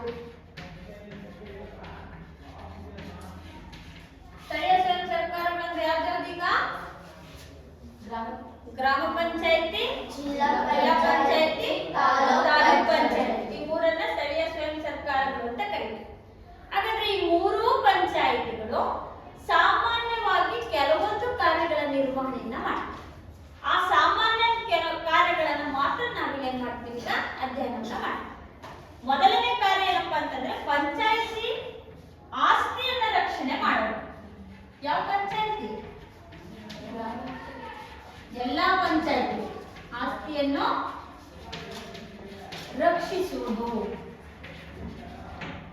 ಈ ಉದಾಹರಣೆ ನಾವೆಲ್ಲ ಹಳ್ಳಿಯಿಂದ ಬಂದಿರೋದ್ರಿಂದ ಗ್ರಾಮ ಪಂಚಾಯತಿನೇ ಲೆಕ್ಕಕ್ಕಾಗ. ತಾಲೂಕ್ ಪಂಚಾಯತಿನೂ ಮಾಡುತ್ತೆ, ಜಿಲ್ಲಾ ಪಂಚಾಯತಿನೂ ಮಾಡುತ್ತೆ. ಈಗ ನಾವು ಗ್ರಾಮ ಪಂಚಾಯತಿ ಲೆಕ್ಕಕ್ಕೆ ತಗೊಂಡ್ರೆ ಪಂಚಾಯತಿ ಏನ್ ಮಾಡುತ್ತೆ ಅಂತಂದ್ರೆ ಪಂಚಾಯತಿ ವ್ಯಾಪ್ತಿಯ ಆಸ್ತಿಯನ್ನ ರಕ್ಷಣೆ ಮಾಡುತ್ತೆ. ಪಂಚಾಯತಿ ಆಸ್ತಿ ಯಾವುದು? ಯಾವುದು? ಆಸ್ಪತ್ರೆ, ಕುಡಿಯುವ ನೀರು, ಶಾಲೆ, ಬಸ್ ಸ್ಟ್ಯಾಂಡು, ಮಾರುಕಟ್ಟೆ ಅಲ್ವಾ, ರೈಲ್ವೆ ಸ್ಟೇಷನ್. ಮತ್ತೆ ಪಂಚಾಯಿತಿ ವ್ಯಾಪ್ತಿಗೆ ಒಳಪಟ್ಟ ಏನೆಲ್ಲ ಆಸ್ತಿ ಇದೆ ಅದೆಲ್ಲವನ್ನ ರಕ್ಷಣೆ ಮಾಡೋ ಕೆಲಸ ಸ್ಥಳೀಯ ಸ್ವಯಂ ಸರ್ಕಾರದ್ದು. ಈಗ ನಾನು ಉದಾಹರಣೆ ಗ್ರಾಮ ಪಂಚಾಯತಿ ಅಂತ ತಗೊಂಡಿದ್ದೀನಿ. ಗ್ರಾಮ ಪಂಚಾಯತಿ ತನ್ನ ವ್ಯಾಪ್ತಿಗೆ ಏನೆಲ್ಲ ಪ್ರದೇಶಗಳನ್ನ ಆಸ್ತಿಯನ್ನ ಹೊಂದಿರುತ್ತೆ, ಆಸ್ಪತ್ರೆಗಳು, ಶಾಲೆಗಳು, ಆಮೇಲೆ ನೀರಿನ ಟ್ಯಾಂಕ್ಗಳಾಗಿರ್ಬೋದು, ರಸ್ತೆಗಳಾಗಿರ್ಬೋದು, ಬೀದಿ ದೀಪಗಳಾಗಿರ್ಬೋದು ಅಲ್ವಾ, ಬಸ್ ಸ್ಟಾಪ್ಗಳಾಗಿರ್ಬೋದು, ಇವುಗಳೆಲ್ಲವನ್ನ ರಕ್ಷಣೆ ಮಾಡುವಂತ ಕೆಲಸ ಯಾರ್ದು? ಸ್ಥಳೀಯ ಸ್ವಯಂ ಸರ್ಕಾರದ್ದು. ಎರಡನೇ ಕಾರ್ಯ ಏನ್ ಮಾಡುತ್ತೆ ಅಂತಂದ್ರೆ ಸ್ಥಳೀಯ ಮಂಡಳಿ ವಾರ್ಷಿಕ ಆಯವ್ಯಯವನ್ನ ತಯಾರಿಸುತ್ತೆ. ವಾರ್ಷಿಕ ಆಯವ್ಯಯ. ಏನ್ ಆಯವ್ಯಯ ಅಂದ್ರೆ? ಆಯ ಅಂದ್ರೆ ಏನು, ವ್ಯಯ ಅಂದ್ರೆ ಏನು? ಆಯ ಅಂದ್ರೆ ಆದಾಯ, ವ್ಯಯ ಅಂದ್ರೆ ಖರ್ಚು. ಅಂದ್ರೆ ಗ್ರಾಮ ಪಂಚಾಯಿತಿ ತನ್ನ ವ್ಯಾಪ್ತಿಯಲ್ಲಿ ವರ್ಷಕ್ಕೆ ಎಷ್ಟು ಹಣವನ್ನ ಸಂಗ್ರಹಿಸುತ್ತೆ, ಆದಾಯ ಪಡ್ಕೊಳ್ಳುತ್ತೆ, ಎಷ್ಟು ಹಣವನ್ನ ಆ ವರ್ಷದಲ್ಲಿ ಖರ್ಚು ಮಾಡುತ್ತೆ, ಅದನ್ನು ಒಂದು ಅಂದಾಜು ಪಟ್ಟಿಯನ್ನ ತಯಾರಿಸುತ್ತೆ. ಅಂದಾಜು ಅಂದ್ರೇನು? ಒಂದು ಅಂದಾಜು ಹಾಕೋದು. ಇಷ್ಟು ಖರ್ಚು ಈ ವರ್ಷ, ಇಷ್ಟು ಆದಾಯ ಬರುತ್ತಪ್ಪ, ಇಷ್ಟು ಈ ವರ್ಷ ಖರ್ಚಾಗುತ್ತೆ. ಒಂದು ಅಂದಾಜು ಪಟ್ಟಿಯನ್ನ ತಯಾರಿಸುತ್ತೆ. ಅದನ್ನೇನಂತ ಕರಿತೀವಿ? ಆಯವ್ಯಯ ಅಂತ ಕರಿತೀವಿ. ಹಾಗಾದ್ರೆ ಗ್ರಾಮ ಪಂಚಾಯತಿ ಏನ್ ಮಾಡುತ್ತೆ? ತನ್ನ ವ್ಯಾಪ್ತಿಗೆ ಬರುವಂತಹ ವರ್ಷದ ಆದಾಯ ಮತ್ತು ವೆಚ್ಚದ ಪಟ್ಟಿಯನ್ನ ತಯಾರಿಸುತ್ತೆ. ಈ ಕೆಲಸ ಗ್ರಾಮ ಪಂಚಾಯತಿನೂ ಮಾಡುತ್ತೆ, ತಾಲೂಕ್ ಪಂಚಾಯತಿನೂ ಮಾಡುತ್ತೆ, ಜಿಲ್ಲಾ ಪಂಚಾಯತಿಯು ಕೂಡ ಮಾಡುತ್ತೆ. ಕಾಮನ್ ಮೂರು ಕೂಡ ಪಂಚಾಯತಿ ವ್ಯವಸ್ಥೆಗಳು ಇದನ್ನ ಮಾಡುತ್ತೆ. ಇದು ಎರಡನೇ ಕೆಲಸ. ಮೂರನೇದೇನು? ಆರೋಗ್ಯ ಮತ್ತು ಕುಟುಂಬ ಕಲ್ಯಾಣ ಯೋಜನೆ. ಆರೋಗ್ಯ ಯಾರಿಗೆ ಬೇಕು? ಎಲ್ಲರಿಗೂ ಬೇಕಲ್ಲ? ಯಾಕೆ? ಗ್ರಾಮ ಪಂಚಾಯತಿ, ಜಿಲ್ಲಾ ಪಂಚಾಯತಿ, ತಾಲೂಕ್ ಪಂಚಾಯತಿ ಮೂರನೇ ಕಾರ್ಯ ಏನು? ಆರೋಗ್ಯ ಮತ್ತು ಕುಟುಂಬ ಕಲ್ಯಾಣ ಯೋಜನೆಯನ್ನ ಜಾರಿಗೆ ತರುವುದು. ಈಗ ನೀವು ಗ್ರಾಮದಲ್ಲಿದ್ದೀನ ಅಂದಾಗ ನಾವು ಮನುಷ್ಯರೆಲ್ಲರೂ ಕೂಡ ಸದಾಕಾಲ ಒಂದೇ ರೀತಿಯಾಗಿರೋದಕ್ಕಾಗಲ್ಲ. ಕೆಲವೊಂದು ಸಂದರ್ಭದಲ್ಲಿ ನಮ್ಮ ಆರೋಗ್ಯವೂ ಕೂಡ ಏನಾಗುತ್ತೆ? ಕೆಟ್ಟೋಗುತ್ತೆ, ಹದಗೆಡುತ್ತೆ. ಆ ಟೈಮಲ್ಲಿ ನಮಗೆ ಏನ್ ಬೇಕು? ವೈದ್ಯರ ಒಂದು ಸಹಕಾರ, ಸಲಹೆಗಳು ಬೇಕಾಗುತ್ತೆ. ಅಂತಹ ಒಂದು ವ್ಯವಸ್ಥೆಗೆ ಗ್ರಾಮ ಪಂಚಾಯತಿ ವ್ಯಾಪ್ತಿಯಲ್ಲಿ, ತಾಲೂಕ್ ಪಂಚಾಯತಿ ವ್ಯಾಪ್ತಿಯಲ್ಲಿ, ಜಿಲ್ಲಾ ಪಂಚಾಯತಿ ವ್ಯಾಪ್ತಿಯಲ್ಲಿ ನಾವೇನ್ ಮಾಡ್ತೀವಿ? ಆಸ್ಪತ್ರೆಗಳ ಸೌಕರ್ಯವನ್ನು ಒದಗಿಸಿಕೊಡಬೇಕು. ಇನ್ನೊಂದು ಕುಟುಂಬ ಕಲ್ಯಾಣ ಯೋಜನೆಗಳು ಅಂತ ಕರೀತೀವಿ. ಕುಟುಂಬ ಕಲ್ಯಾಣ ಯೋಜನೆಗಳು ಅಂತ ಹಳ್ಳಿಗಳಲ್ಲಿ ಆಶಾ ವರ್ಕರ್ಸ್ ಎಲ್ಲ ಬರ್ತಾರೆ ನೋಡಿ, ಆಶಾ ಕಾರ್ಯಕರ್ತರು. ಅವ್ರ ಕೆಲಸ ಏನು? ಏನ್ ಮಾಡ್ತಾರೆ ಅವರು? ಆಶಾ ಕಾರ್ಯಕರ್ತರು ಬಂದು ಆರೋಗ್ಯನ ವಿಚಾರಿಸ್ತಾರೆ. ಗರ್ಭಿಣಿಯರಿದ್ರೆ ಅವರನ್ನ ಚುಚ್ಚುಮದ್ದುಗಳನ್ನ, ಇಂಜೆಕ್ಷನ್ ಹಾಕ್ಸೋದಾದ್ರೆ ಅದನ್ನ ಟಿ ಇಂಜೆಕ್ಷನ್ ಹಾಕಿಸ್ತಾರೆ. ಆಮೇಲೆ ಅವ್ರಿಗೆ ರೇಷನ್ ಅನ್ನ ತಂದ್ಕೊಡ್ತಾರೆ, ಅಂಗನವಾಡಿಗಳಿಗೆ ಹೋಗ್ತಾರೆ. ಹೌದಾ? ಆಮೇಲೆ ಮಕ್ಕಳು ಒಂದ್ ಮಗು ಅಥವಾ ಎರಡು ಮಗು ಆದ್ಮೇಲೆ ಆಪರೇಷನ್ ಯಾರಾದ್ರೂ ಮಾಡಿಸೋದಿತ್ತು ಅಂತಂದ್ರೆ ಅವರಿಗೂ ಕೂಡ ಆಪರೇಷನ್ ಮಾಡುವಂತಹ ಸೌಕರ್ಯಗಳನ್ನ ಆ ಒಂದು ವ್ಯಾಪ್ತಿಯಲ್ಲಿ ಯಾವುದು ಗೌರ್ಮೆಂಟ್ ಆಸ್ಪತ್ರೆ ಬರುತ್ತೆ ಅಲ್ಲಿ ಕರ್ಕೊಂಡೋಗಿ ಆಪರೇಷನ್ ಕೂಡ ಮಾಡಿಸ್ತಾರೆ. ಹೌದಾ? ಈ ಎಲ್ಲಾ ಸೌಕರ್ಯಗಳನ್ನ ಯಾರು ಮಾಡ್ಕೊಡ್ಬೇಕು? ಗ್ರಾಮದಲ್ಲಿ ಗ್ರಾಮ ಪಂಚಾಯತಿ, ತಾಲೂಕಲ್ಲಿ ತಾಲೂಕ್ ಪಂಚಾಯತಿ, ಜಿಲ್ಲೆಯಲ್ಲಿ ಜಿಲ್ಲಾ ಪಂಚಾಯತಿಗಳು ಏನ್ ಮಾಡಬೇಕು? ಆರೋಗ್ಯ ಮತ್ತು ಕುಟುಂಬ ಕಲ್ಯಾಣ ಯೋಜನೆಗಳನ್ನ ಕಾರ್ಯರೂಪಕ್ಕೆ ತರುವಂತ ಕೆಲಸವನ್ನ ಮಾಡ್ತಾರೆ. ಇನ್ನ 4ನೇದು ರಸ್ತೆ ನಿರ್ಮಾಣ. ಹೌದಾ? ನಿಮ್ಮ ಮನೆ ಮುಂದೆ ಎಲ್ಲ ಇವಾಗ ಸಿಮೆಂಟ್ ರೋಡ್ ಆಗಿದವಲ್ಲ, ರಸ್ತೆ ನಿರ್ಮಾಣ ಆಗಿರ್ಬೋದು, ವಿದ್ಯುತ್, ಬೀದಿ ದೀಪಗಳ ವ್ಯವಸ್ಥೆ, ಹೌದಾ? ಕುಡಿಯುವಂತಹ ನೀರು, ಆಮೇಲೆ ಗೃಹ ನಿರ್ಮಾಣ. ಗೃಹ ನಿರ್ಮಾಣ ಅಂದ್ರೆ ಗ್ರ್ಯಾಂಡ್ ಮನೆಗಳು ಅಂತೆಲ್ಲ ಹೇಳ್ತಾರಲ್ವಾ? ಯಾರಿಗೆ ಕೊಡೋದು ಗ್ರ್ಯಾಂಡ್ ಮನೆ? ಬಡತನದ ರೇಖೆಗಿಂತ ಕೆಳಗಿರೋರು, ತುಂಬಾ ಕಡುಬಡತನದಲ್ಲಿ ಯಾರಿರ್ತಾರೆ ಅಂತವರಿಗೆ ಸರ್ಕಾರನೇ ಏನ್ ಮಾಡುತ್ತೆ, ಆಶ್ರಯ ಯೋಜನೆ ಅಂತ ಮಾಡಿದೆ. ಆಶ್ರಯ ಯೋಜನೆ ಅಡಿಯಲ್ಲಿ ಮನೆಗಳನ್ನ ಗ್ರ್ಯಾಂಡ್ ರೂಪದಲ್ಲಿ ಹಣವನ್ನ ಕೊಟ್ಬಿಟ್ಟು ಮನೆಯನ್ನ ಕಟ್ಕೊಳ್ಳೋದಕ್ಕೆ ಅವಕಾಶವನ್ನ ಮಾಡಿಕೊಡ್ತಾ ಇದೆ. ಹಾಗಾದ್ರೆ ಗ್ರಾಮ ಪಂಚಾಯತಿ, ಜಿಲ್ಲಾ ಪಂಚಾಯತಿ ಮತ್ತು ತಾಲೂಕ್ ಪಂಚಾಯತಿಗಳು ಅವರವರ ವ್ಯಾಪ್ತಿಯಲ್ಲಿ ಏನ್ ಮಾಡ್ಬೇಕು, ರಸ್ತೆಗಳನ್ನ ನಿರ್ಮಾಣ ಮಾಡಿಕೊಡ್ಬೇಕು, ವಿದ್ಯುತ್ತಿನ ಪೂರೈಕೆಯನ್ನ ಮಾಡ್ತಿರ್ಬೇಕು, ಕುಡಿಯುವ ನೀರಿನ ಸೌಕರ್ಯವನ್ನು ಒದಗಿಸಿಕೊಡ್ಬೇಕು, ಗೃಹ ನಿರ್ಮಾಣಗಳ ಕೆಲಸವನ್ನು ಕೂಡ ಮಾಡಿಕೊಡ್ಬೇಕು. ಇವೆಲ್ಲ ಕೆಲಸಗಳು ಈ ಸ್ಥಳೀಯ ಸ್ವಯಂ ಸರ್ಕಾರಗಳು ಮಾಡ್ತವೆ. ಇದಾದ್ಮೇಲೆ ನಾವು ನೋಡುವಂತಹದ್ದು ಶಿಕ್ಷಣಕ್ಕೆ ಸಂಬಂಧಪಟ್ಟಂತೆ. ಹಾಗಾದ್ರೆ ಈ ಸ್ಥಳೀಯ ಸ್ವಯಂ ಸರ್ಕಾರಗಳು ಏನ್ ಮಾಡ್ತವೆ, ತನ್ನ ವ್ಯಾಪ್ತಿಯಲ್ಲಿ ಪ್ರಾಥಮಿಕ ಶಿಕ್ಷಣ ಅಂದ್ರೆ ಯಾವುದು, 1ರಿಂದ 7ನೇ ತರಗತಿ, ಅದಾದ್ಮೇಲೆ ಪ್ರೌಢ ಶಿಕ್ಷಣ, ಅದರ ಜೊತೆಯಲ್ಲಿ ವಯಸ್ಕರ ಶಿಕ್ಷಣ. ವಯಸ್ಕರು ಅಂದ್ರೆ ಯಾರು? ವಯಸ್ಕರು ಅಂದ್ರೆ ಮನೆಯಲ್ಲಿ ಇರ್ತಾರಲ್ವ, ಕೆಲವೊಂದು ಅನೌಪಚಾರಿಕ ಶಿಕ್ಷಣ ಕೂಡ ಕೊಡ್ತಾರೆ. ಹಿಂದೆ ಎಲ್ಲ ಅಕ್ಷರ ತುಂಬ ಅಂತ ಬರೋದು, ಓದ್ರೆ ಓದು ಬರಹ ಬರ್ದೇ ಇರೋರು ಮನೇಲಿ ಇರ್ತಾರೆ, ಉಳ್ಕೊಂಡಿರ್ತಾರೆ, ಶಿಕ್ಷಣವನ್ನ ಅಲ್ಲಿಗೆ ನೋಡಿ ನಿಲ್ಸಿರ್ತಾರೆ. ಅವ್ರಿಗೆ ಓದ್ಬೇಕಂತ ಆಸೆ ಇರುತ್ತೆ. ಅಂತವರಿಗೂ ಕೂಡ ಏನ್ ಮಾಡ್ತಾ ಇದೆ ಸರ್ಕಾರ, ಮನೆ ಬಾಗಿಲಿಗೆ ಹೋಗಿ ಅವರಿಗೆ ಶಿಕ್ಷಣವನ್ನ ಕೊಡ್ತಾ ಇದೆ. ಅದನ್ನ ವಯಸ್ಕರ ಶಿಕ್ಷಣ ಅಂತ ಕರೀತೀವಿ. ಹೌದಾ? ಹಾಗಾದ್ರೆ ಗ್ರಾಮ ಪಂಚಾಯತಿ ಕೆಲಸ ಏನು, ಅದರ ವ್ಯಾಪ್ತಿಯಲ್ಲಿ ಪ್ರಾಥಮಿಕ ಶಾಲೆಗಳು, ಪ್ರೌಢಶಾಲೆಗಳು, ವಯಸ್ಕರ ಶಿಕ್ಷಣ, ಅನೌಪಚಾರಿಕ ಶಿಕ್ಷಣಕ್ಕೂ ಕೂಡ ಪ್ರೋತ್ಸಾಹವನ್ನ ಕೊಡುವಂತ ಕೆಲಸವನ್ನ ಮಾಡ್ತಾರೆ. ಅದಾದ್ಮೇಲೆ 6ನೇದಾಗಿ ಏನಂತಂದ್ರೆ ಸ್ವಚ್ಛತೆ ಮತ್ತು ನೈರ್ಮಲ್ಯ. ಏನ್ ಸ್ವಚ್ಛತೆ ಅಂದ್ರೆ? ಸ್ವಚ್ಛತೆ ಮತ್ತು ನೈರ್ಮಲ್ಯವನ್ನು ಕಾಪಾಡೋದು, ಚರಂಡಿಗಳನ್ನ ಸ್ವಚ್ಛಗೊಳಿಸೋದು. ಬೆಳಗ್ಗೆ ನಿಮ್ಮ ಮನೆ ಮುಂದೆ ಒಂದು ಗಾಡಿ ಬರುತ್ತಲ್ಲ ಕಸ ತಗೊಂಡು ಹೋಗೋಕೆ, ಬರುತ್ತಾನೆ, ಏನಕ್ಕದು? ಕಸವನ್ನ ವಿಲೇವಾರಿ ಮಾಡ್ಲಿಕ್ಕೆ. ಅದ್ರ ಕೆಲಸ ಏನು?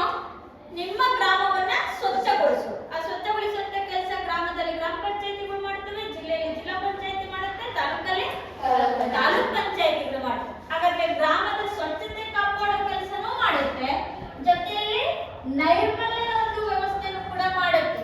ಉದಾಹರಣೆಗೆ ಯಾವ್ದಾದ್ರು ಒಂದು ಸಾಂಕ್ರಾಮಿಕ ರೋಗ ಬಂತಪ್ಪ, ಸೊಳ್ಳೆಗಳು ಊರಲ್ಲಿ ಜಾಸ್ತಿ ಆದವು, ಅವಾಗ ಏನ್ ಮಾಡ್ತಾರೆ? ಗ್ರಾಮ ಪಂಚಾಯತಿ ಇರೋ ಬೆಳಗ್ಬಾರಿ ನಮ್ಮ ಶಾಲೆ ಹತ್ರ ಬಂದು ಒಂದು ಗ್ಯಾಸ್ ಅನ್ನ ಬಿಟ್ಟು ಹೋಗಿದ್ರು, ನೆನಪಿದೆಯಾ? ಏನಕ್ಕೆ? ಸೊಳ್ಳೆಗಳು ಜಾಸ್ತಿ ಆಗಿದಾವೆ ಅಂತ ಅಲ್ವಾ? ಯಾವಾಗ ತುಂಬಾ ಮಳೆ ಬಂದು ಹೋಗಿರುತ್ತೋ ಅಂತ ಟೈಮಲ್ಲಿ ಏನಾಗ್ತವೆ, ಸೊಳ್ಳೆಗಳು ಜಾಸ್ತಿ ಆಗ್ತವೆ. ಆ ಸೊಳ್ಳೆಗಳು ಜಾಸ್ತಿ ಆದ್ರೆ ರೋಗ ರುಜಿನಗಳು ಹೆಚ್ಚಾಗುತ್ತೆ. ಅದಕ್ಕೆ ಏನ್ ಮಾಡುತ್ತೆ, ಬಂದು ಸ್ಥಳೀಯ ಸ್ವಯಂ ಸರ್ಕಾರಗಳು ಏನ್ ಮಾಡ್ತವೆ, ಔಷಧಿಗಳನ್ನ ಸಿಂಪಡಿಸಿ ಹೋಗ್ತವೆ. ಹೀಗೆ ಸ್ವಚ್ಛತೆ ಮತ್ತು ನೈರ್ಮಲ್ಯತೆಯನ್ನ ಕಾಪಾಡೋದು ಕೂಡ ಸ್ಥಳೀಯ ಸ್ವಯಂ ಸರ್ಕಾರಗಳ ಕಾರ್ಯ. ಇನ್ನೊಂದೇನಂತಂದ್ರೆ ಎಲ್ಲಾ ಪ್ರಕಾರದ ಮಾಲಿನ್ಯವನ್ನು ತಡೆಗಟ್ಟೋದು. ಮಾಲಿನ್ಯ ಅಂದ್ರೆ ಯಾವ ಮಾಲಿನ್ಯ?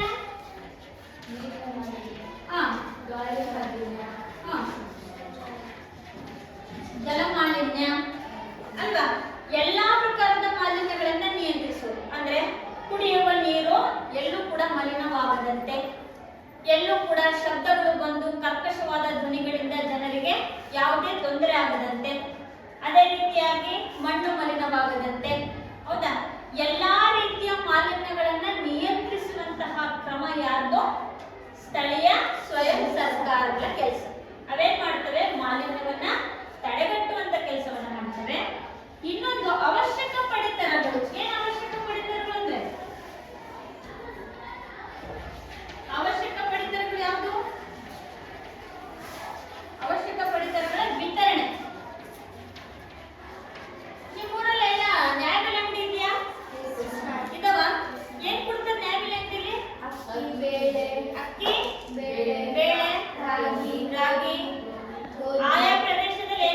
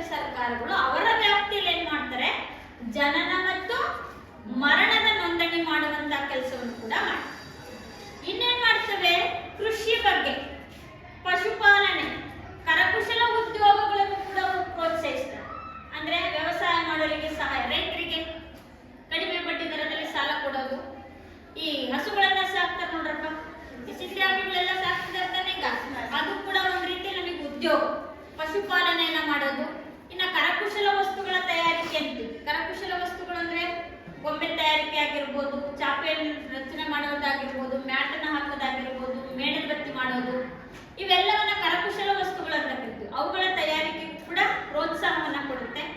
ಆಮೇಲೆ ಮಣ್ಣನ್ನ, ನೀರನ್ನ, ಅರಣ್ಯಗಳನ್ನ ಸಂರಕ್ಷಣೆ ಮಾಡುವಂತ ಜವಾಬ್ದಾರಿ ಕೂಡ ಅವರಿಗೆ. ಹೌದಾ? ಈ ಉದಾಹರಣೆಗೆ ನಿಮ್ಮ ಅಕ್ಕಪಕ್ಕದ ಊರ ಹತ್ರ ಒಂದು ಕಾಡಿದೆ ಅಂತ ಅನ್ಕೊಳ್ಳಿ. ಅಲ್ಲಿ ಫಾರೆಸ್ಟ್ ಅವರು ನೋಡ್ಕೊಳ್ತಿರ್ತಾರಲ್ಲ ಕಾಡನ್ನು, ಹೌದಾ? ಅದು ಯಾವ ವ್ಯಾಪ್ತಿ ಬರುತ್ತೆ, ತಾಲೂಕ್ ಪಂಚಾಯತಿ ವ್ಯಾಪ್ತಿ ಬಂದ್ರೆ ತಾಲೂಕ್ ಪಂಚಾಯತಿ ನೋಡ್ಕೊಳ್ಳುತ್ತೆ, ಜಿಲ್ಲಾ ಪಂಚಾಯತಿ ಬಂದ್ರೆ ಜಿಲ್ಲಾ ಪಂಚಾಯತಿ ನೋಡ್ಕೊಳ್ಳುತ್ತೆ, ಗ್ರಾಮದ ವ್ಯಾಪ್ತಿ ಬಂದ್ರೆ ಗ್ರಾಮ ಪಂಚಾಯತಿ ಏನ್ ಮಾಡುತ್ತೆ, ಆ ಪ್ರದೇಶದ ಅರಣ್ಯಗಳನ್ನ ನೋಡ್ಕೊಳ್ಳೋ ಜವಾಬ್ದಾರಿ, ಆಮೇಲೆ ನೀರನ್ನ ಸಂರಕ್ಷಣೆ ಮಾಡೋದು ಮತ್ತೆ ಮಣ್ಣಿನ ಸಂರಕ್ಷಣೆ ಮಾಡುವಂತ ಕೆಲಸವನ್ನ ಮಾಡುತ್ತೆ. ಆಮೇಲೆ ಪರಿಶಿಷ್ಟ ಜಾತಿ, ಪರಿಶಿಷ್ಟ ಪಂಗಡ, ಹಿಂದುಳಿದ ವರ್ಗ, ಆಮೇಲೆ ದುರ್ಬಲರು, ದಿವ್ಯಾಂಗವನ್ನು ಹೊಂದಿದಂತಹ ಮಕ್ಕಳಾಗಿರ್ಬೋದು, ಮಹಿಳೆಯರಾಗಿರ್ಬೋದು, ಅವರಿಗೂ ಕೂಡ ಕಲ್ಯಾಣ ಯೋಜನೆಯನ್ನು ರೂಪಿಸಿದೆ. ಈ ಉದಾಹರಣೆಗೆ SC/ST ಅವರಿಗೆ ಸ್ಕಾಲರ್ಶಿಪ್ ವ್ಯವಸ್ಥೆ, ಹೌದಾ? ಅದೇ ರೀತಿಯಾಗಿ ಹಿಂದುಳಿದ ವರ್ಗದವರಿಗೆ ಬೇಕಾಗಿರುವಂತಹ ಸೌಕರ್ಯಗಳು. ಈಗ ದಿವ್ಯಾಂಗರು ಅಂತಂದ್ರೆ ಅಂಗವಿಕಲರು ಅಂತ ಕರಿತೀವಿ ನೋಡಪ್ಪ. ಅಂಗವಿಕಲರಿಗೆ ಇವಾಗ ಸ್ಕೂಟಿ ಕೊಟ್ಟಿದ್ದಾರಲ್ಲ, ಹೌದಾ?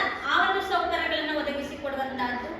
ಇನ್ನ ದುರ್ಬಲ ವರ್ಗದವರು ಅಂತ ಇರ್ತಾರೆ, ಅಂದ್ರೆ ಅನಾಥ ಮಕ್ಕಳು ಇರ್ತಾರೆ, ವೃದ್ಧರು ಇರ್ತಾರೆ, ಅವರಿಗೆ ಬೇಕಾಗಿರುವಂತಹ ಸೌಕರ್ಯಗಳನ್ನ ಒದಗಿಸುವಂತಹ ಒಂದು ಯೋಜನೆಗಳನ್ನ ರೂಪಿಸಿ ಅನುಷ್ಠಾನಕ್ಕೆ ತರುವಂತ ಕೆಲಸ ಈ ಸ್ಥಳೀಯ ಸ್ವಯಂ ಸರ್ಕಾರಗಳು ಮಾಡ್ತವೆ.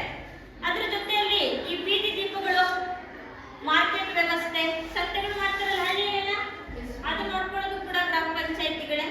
ಆಮೇಲೆ ಬೀದಿ ದೀಪಗಳೆಲ್ಲಾದ್ರೂ ದೀಪಗಳು ಹಾಳಾಗಿದ್ರೆ ದೀಪಗಳನ್ನ ಹಾಕುವಂತ ಕೆಲಸ. ಆಮೇಲೆ ವಾಚನಾಲಯಗಳು, ನಾವೇನ್ ಲೈಬ್ರರಿ ಅಂತೀವಲ್ಲಪ್ಪ, ಇದೇ ನಿಮ್ಮೂರಲ್ಲಿ ಲೈಬ್ರರಿ ಗ್ರಾಮ ಪಂಚಾಯತಿ ವ್ಯಾಪ್ತಿಗೆ ಅಲ್ಲಿ ಬುಕ್ಸ್ ಇರ್ತವೆ, ನ್ಯೂಸ್ ಪೇಪರ್ ಬಂದಿರುತ್ತೆ. ಯಾರು ಬೇಕಾದ್ರೂ ಕೂಡ ಹೋಗ್ಬಿಟ್ಟು ಆ ಲೈಬ್ರರಿನ ಏನ್ ಮಾಡ್ಬೋದು, ಬಳಕೆಯನ್ನ ಮಾಡಿಕೊಂಡು ತಮ್ಮ ಜ್ಞಾನವನ್ನ ವೃದ್ಧಿಸ್ಕೋಬಹುದು. ಅದು ಕೂಡ ಕೆಲಸ ಮಾಡ್ತಾ ಇದೆ.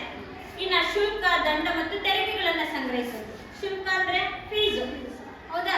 ದಂಡ ಅಂದ್ರೆ ಹೆಲ್ಮೆಟ್ ಹಾಕ್ದಂಗೆ, ಹೌದಾ? ಆಮೇಲೆ ಲೈಸೆನ್ಸ್ ಇಲ್ದಂಗೆ, ಮತ್ತೆ ಇಬ್ರು ಹೋಗುವ ವಾಹನಗಳಲ್ಲಿ ಮೂರ್ ಜನ ಹೋದ್ರೆ ಏನ್ ಮಾಡ್ತಾರೆ ಪೊಲೀಸರು? ನಿಲ್ಲಿಸಿ ದಂಡ ವಸೂಲಿ ಮಾಡ್ತಾರೆ. ಆ ದಂಡಗಳನ್ನ, ಆಮೇಲೆ ತೆರಿಗೆಗಳನ್ನ ವಸೂಲಿ ಮಾಡೋದು, ಟ್ಯಾಕ್ಸು, ಮನೆ ಟ್ಯಾಕ್ಸು, ನೀರಿನ ಟ್ಯಾಕ್ಸು, ಖಾಲಿ ಜಾಗದ ಟ್ಯಾಕ್ಸು, ಆಮೇಲೆ ವೃತ್ತಿ ತೆರಿಗೆ, ಹೌದಾ? ಇವೆಲ್ಲ ತೆರಿಗೆಗಳನ್ನ ಸಂಗ್ರಹಿಸುವಂತ ಕೆಲಸವೂ ಕೂಡ ಸ್ಥಳೀಯ ಸ್ವಯಂ ಸರ್ಕಾರಗಳು ಮಾಡ್ತವೆ. ಇನ್ನು ಸರ್ಕಾರದ ಕಲ್ಯಾಣ ಯೋಜನೆಗಳನ್ನ ಗುರುತಿಸ್ಬಿಟ್ಟು, ತುಂಬಾ ಬಡತನದಲ್ಲಿದ್ದಾರ ಅವ್ರಿಗೆ ಮನೆ ಕಟ್ಟಿಸ್ಕೊಡ್ಬೇಕು, ವಿದ್ಯಾರ್ಥಿಗಳಿಗೆ ಓದೋದಕ್ಕೆ ಹಣ ಇಲ್ವಾ ಅವರಿಗೆ ವಿದ್ಯಾರ್ಥಿ ವೇತನವನ್ನ ಕೊಡುವಂತಹದ್ದು. ಇನ್ನು ತುಂಬಾ ಬಡತನದಲ್ಲಿದ್ದಾರೆ, ಅವ್ರು ನಿರ್ಗತಿಕರಾಗಿದ್ದಾರೆ ಅಂದ್ರೆ ಅವರಿಗೆ ಬೇಕಾದಂತಹ ಸೌಕರ್ಯಗಳನ್ನ ಒದಗಿಸೋದು. ಹ್ಯಾಂಡಿಕ್ಯಾಪ್ಟ್ ಆಗಿರ್ತಾರೆ, ನಡೆಯಕ್ಕಾಗಲ್ಲ, ಅವ್ರಿಗೆ ಬೇಕಾದಂತಹ ಸಾಧನಗಳನ್ನ ಅಂದ್ರೆ ಮೂರ್ಗೋಲ್ ಕೊಡೋದು ಅಥವಾ ವೀಲ್ ಚೇರ್ ಕೊಡೋದು. ಈಗ ಪ್ಯಾರಾಲಿಸಿಸ್ ಆಗಿರುತ್ತೆ, ಹೌದಾ? ಲಕ್ಕ ಹೊಡೆಯೋದಂತೆ ಅಂತವ್ರಿಗೆ ಏನ್ ಮಾಡ್ತಾರೆ, ಸ್ಟ್ಯಾಂಡ್ ಕೊಡ್ತಾರೆ. ಅದನ್ನು ಕೊಂಡ್ಕೊಳಕ್ ಆಗ್ತಾ ಇರೋರಿಗೆ ಈ ಸ್ಥಳೀಯ ಸ್ವಯಂ ಸರ್ಕಾರಗಳು ಏನ್ ಮಾಡ್ಬೇಕು, ಗುರುತಿಸ್ಬೇಕು. ಗುರುತಿಸ್ಬಿಟ್ಟು ಅಂತವರಿಗೆ ಸೌಕರ್ಯಗಳನ್ನು ಒದಗಿಸಿಕೊಡುವಂತ ಕೆಲಸವನ್ನ ಮಾಡಬೇಕು. ಈ ಎಲ್ಲಾ ಕೆಲಸಗಳನ್ನ ಯಾರು ಮಾಡ್ತಾರೆ?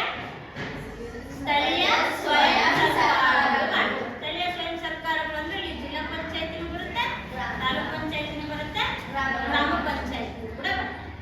ಇವಿಷ್ಟು ಕಾರ್ಯಗಳನ್ನ ಈ ಸ್ಥಳೀಯ ಸ್ವಯಂ ಸರ್ಕಾರಗಳು ಸಾಮಾನ್ಯವಾಗಿ ಮಾಡೋದು. ಯಾವ್ದಾದ್ರು ಆಸ್ತಿ ರಕ್ಷಣೆ, ವಾರ್ಷಿಕ ಆಯವ್ಯಯ ಸಿದ್ಧಪಡಿಸೋದು, ಆರೋಗ್ಯ ಮತ್ತು ಕುಟುಂಬ ಕಲ್ಯಾಣ ಯೋಜನೆ, ರಸ್ತೆ ನಿರ್ಮಾಣ, ವಿದ್ಯುತ್ ದೀಪ ಮತ್ತೆ ಕುಡಿಯುವ ನೀರು, ಪ್ರಾಥಮಿಕ ಶಿಕ್ಷಣ, ಪ್ರೌಢ ಶಿಕ್ಷಣ, ವಯಸ್ಕರ ಶಿಕ್ಷಣಕ್ಕೆ ಪ್ರೋತ್ಸಾಹ, ಸ್ವಚ್ಛತೆ ಮತ್ತು ನೈರ್ಮಲ್ಯತೆಯನ್ನು ಕಾಪಾಡೋದು, ಮಾಲಿನ್ಯವನ್ನು ತಡೆಗಟ್ಟೋದು, ಅವಶ್ಯಕ ಪಡಿತರಗಳ ವಿತರಣೆಯನ್ನು ಮಾಡುವಂತಹದ್ದು, ಜನನ ಮತ್ತು ಮರಣಗಳ ನೋಂದಣಿಯನ್ನು ಮಾಡುವಂತಹದ್ದು, ಕೃಷಿ, ಪಶುಪಾಲನೆ ಮತ್ತು ಕರಕುಶಲ ಉದ್ಯೋಗಗಳಿಗೆ ಪ್ರೋತ್ಸಾಹವನ್ನು ಕೊಡುವಂತಹದ್ದು, ಆಮೇಲೆ ರೈತರಿಗೆ ಸಹಾಯ, ಪರಿಶಿಷ್ಟ ಜಾತಿ, ಪರಿಶಿಷ್ಟ ಪಂಗಡ, ಹಿಂದುಳಿದ ವರ್ಗ, ದುರ್ಬಲರು ಮತ್ತೆ ಅಂಗವೈಕಲ್ಯರಿಗೆ ಸಹಾಯವನ್ನ ಮಾಡುವುದು.